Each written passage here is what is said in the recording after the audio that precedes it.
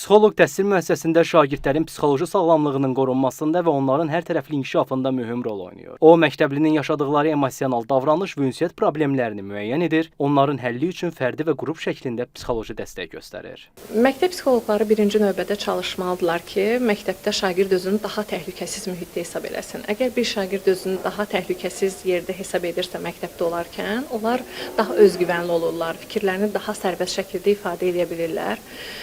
Təlim nəticələri də yüksək olur. Ümumiyyətlə, psixoloqa müraciət edən uşaqların psixoloqa müraciət etməyib də özünə qapanan uşaqlarla təhsil nəticələrində də fərq olur. Hansı zaman ki, uşaqlar fikirlərini daha rahat və sərbəst şəkildə ifadə edirlər, onların sosial mühitdə də inkişaflarına kömək olur, təhsil nəticələrinə kömək olur. Ekspertlər bildirir ki, müasir dövrdə məktəb psixoloqunun rolu daha da aktuallaşıb. Sürətlə dəyişən həyat tərzi, sosial media, imtahan stresi və ailə daxili problemlər şagirdlərin psixoloji vəziyyətinə təsir göstərir. Düşünürəm ki, orta məktəblərdə psixoloqların sayı kifayət qədər artırılmalıdır. Çünki bəzi böyük məktəblərdə uşaq sayı çoxdur, ancaq psixoloqların sayı azdır. Bununla bağlı da psixoloqların belə deyək, peşəkarlığın artırılması ilə bağlı müvafiq işlər görülür və onları təlimlərə cəlb olunur.